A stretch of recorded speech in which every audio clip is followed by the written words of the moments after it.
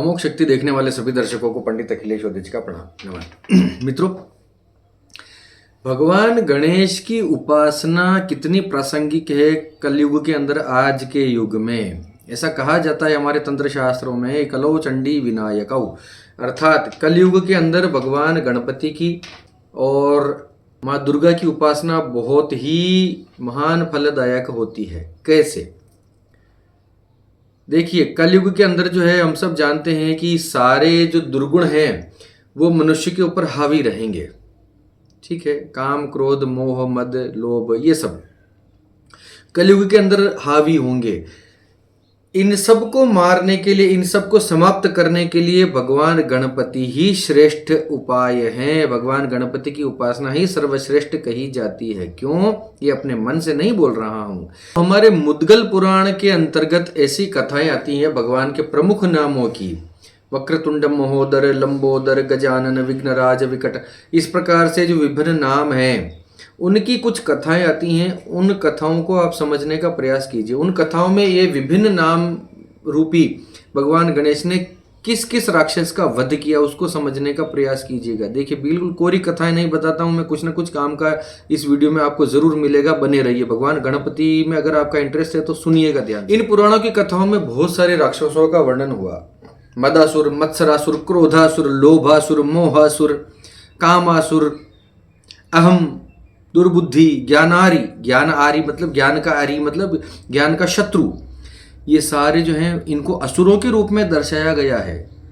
जैसे मैं आपको बता देता हूं। जैसे देखिए, मदासुर नाम का जो राक्षस था उसको जो है अपने वश में किया था भगवान एकदंत ने, गणेश के एकदंत स्वरूप ने। इसी प्रकार से प्रमाद का पुत्र, प्रमाद यानी अपनी इच्छाओं में लिप्त रहना, प्रमाद का एक पुत्र हुआ था राक्षस असुर, उसका नाम था मत्सरासुर, मत्सर। उसको भगवान वक्रतुंड ने जो है मारा था। उसको भगवान वक्रतुंड ने उसका वध किया था। मत्सर का मद हो गए, मत्सर हो गए। दंभासुर, इसको भी भगवान विघ्नराज ने इसको समाप्त किया था। मोहासुर, मोह असुर, मोहवान है ना, उसको भगवान महोदर ने मारा। दुर्बुद्धि यानी बुरी बुद्धि, बुरा जो दिमाग होता है, उसको भगवान गजमुख ने समाप्त किया। ज्ञानारी, ज्ञान का अरी है ना, ज्ञान का शत्रु, उसको जो है समाप्त किया था भगवान महोदर ने। गणपति के स्वरूपों की बात चल रही है, महोदर ने।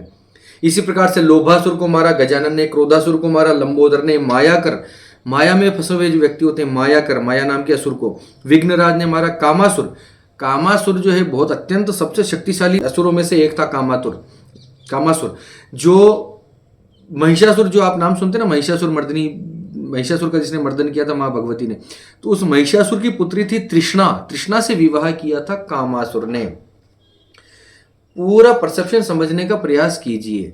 जिस व्यक्ति के अंदर काम होता है उसकी तृष्णा उतनी ही अधिक बढ़ती जाती है, या जिसके अंदर तृष्णा होती है उसके अंदर काम उतना ही बढ़ता जाता है। तृष्णा को कंट्रोल कर लेंगे तो काम कंट्रोल हो जाएगा। काम को कंट्रोल करेंगे तो तृष्णा अपने आप कंट्रोल होने लग जाएगी। तो कामासुर का वध किया था भगवान गणेश के विकट रूप में, विकट उनका नाम है। इसी प्रकार से अहंकार का जो है, अहंकार नाम के असुर का जो है वध किया था भगवान धूम्रवर्ण ने। ये बहुत सारी चीजें मैंने आपको बताई।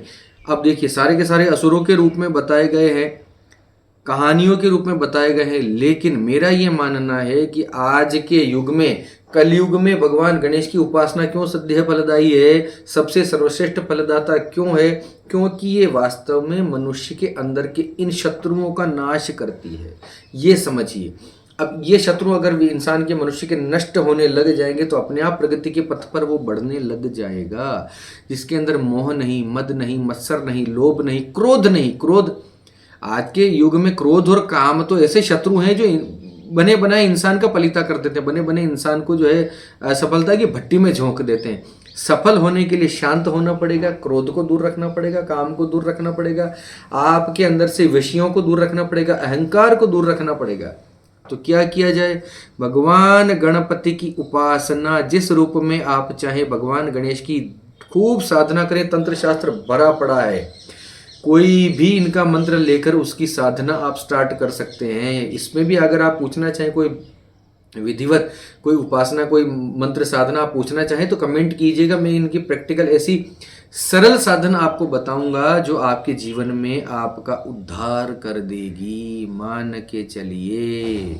तो चलिए, इसी के साथ आप सबके मंगल की कामना करता हुआ मैं पंडित अखिलेश ओदिच आपसे विदा लेता हूं। धन्यवाद। सर्वे भवन्तु सुखिनः।